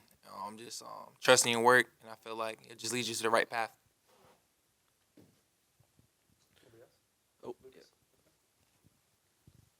Hey, Will Jing with the WFUV Sports. Just a question for both of you guys. What are your biggest goals for your rookie year? I'll just say to get better and just learn as much as possible. I want to say just catch the chance to go on the court and play 100%. Hey, this one's for Jalen right here. Lucas Kaplan, Nets Daily.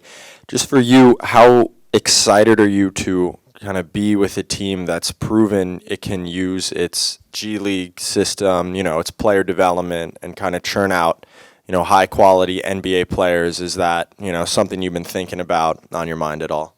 Oh yes, it's been on my mind a lot. I'm just like very excited for the opportunity to come in and grow and just like learn and have just the opportunity to play. Jalen, Brad Parker from The Score. I know you played at FSU, and you played for legendary coach Charlie Ward, legendary player Charlie Ward. How has he impacted your basketball career? Do you keep in touch with him? What are some words of wisdom that he's given you over the years? I talk to Coach Ward a lot. I feel like he's impacted me in a very big way. He just like explained to me like the business side and how like things are gonna be up and down. Like no matter what, you just gotta like stay calm, stay cool, stay collected, and just trust in the work. Like no matter what, like the work is gonna show. So just like trusting yourself and like just never lose faith in yourself. Evan Barnes with Newsday. Killian, first question for you. I guess, how do you feel about this this opportunity for you to kind of find a fresh start after your stint in Detroit? Do you look at the Nets as kind of like a chance to restart a little bit? Exactly, yeah. Definitely a restart. Definitely something that's refreshing, something that's new, and treating it like a second draft kind of. Like I did my first 4 years, and then just coming in here is just something new, bringing new energy, learning from different people, and I just think for me it's just a great opportunity. Hey, Tyrese, Perry Mattern with the Brooklyn Nets. Just you've had a couple stops so far, right? What has the energy been like here? How can you kind of compare it, to what you've been around, players you're with here, coaching staff, all those things? It's definitely been, full of energy here. The guys are like very welcoming, coaches, players in general, even front office. So since I've been here with workouts up to Summer League since about June, and I haven't had a bad day since I've been here, and I don't plan on having one, I don't think either.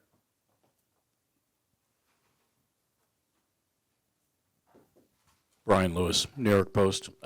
This is for Killian. I'm curious what's been some of the feedback. I mean, I know guys have been playing pickup already for a while. What's been some of the feedback, some of the things that the coaches have said to you that they'd like to see you work on over the span during camp?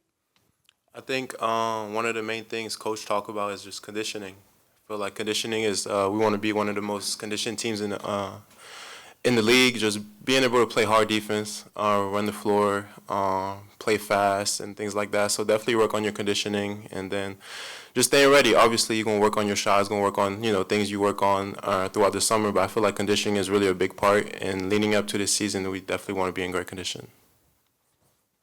Hey guys, Wilco Martinez from Nets on SI. This is for all three of you. You all handle the ball to different extents, and over the last few seasons, we've seen how coaches and teams value on and off ball versatility. How do you guys think you can bring that to the Nets? You got it. I would just say being able to play with other great players and finding different ways to create for others, whether that's playing off the catch, playing off the bounce, finding different ways. You kind of make the court your playground in a sense, and play through the flow of the game.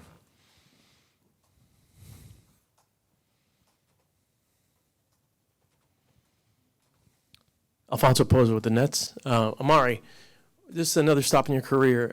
What's it been like, this experience, second club you're with, and having Ziaire, who you played with in the past, who's been around a little bit too? What's it been like? It's been such a surreal feeling. I would talk about it all the time with Z, just being able to have the opportunity to play again together. I didn't know when that would come or how soon that would come, but we're here now. And then as it goes for it being my second stop, I'm just taking this as a new opportunity to grow with my new teammates and a new coaching staff, and this has been a dream come true. I love being here in Brooklyn. So. Hey, Lucas Kaplan with Nets Daily. This is for Amari. What, when reflecting on your season last year in Charlotte or Greensboro, do you feel like, you were strong at, and what are some areas of your game you'd like to, really focus on and improve? I feel like at this point in my career, there isn't anything that I feel like I've mastered. So just being able to hit on every point of my game, making quicker decisions, not being as careless with the ball, I would say. Continuing to shoot. Unless I'm automatic and make 100 out of 100 every time, I'm always going to say my shooting ability. And then strengths, just being able to get in the paint and create for myself, create for others. And, just playing hard at all times.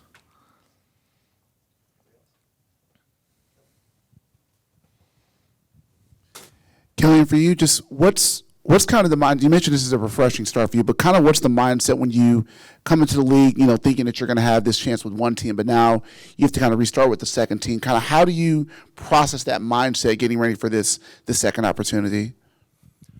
Just attacking it, really. Like having to prove, having to show up every day, and it's a different type of setting. Obviously, like coming in, you're thinking like you're going to stay with one team the whole time, and things don't work out, and then how you bounce back from that. Just coming in here with a fresh mind and just great people all around me. I've been a blessing just being here and just being able to work with these guys. And I just think it's the way I view it is like just with a clear mind and just having my goals in check and just doing whatever the team needs me to do.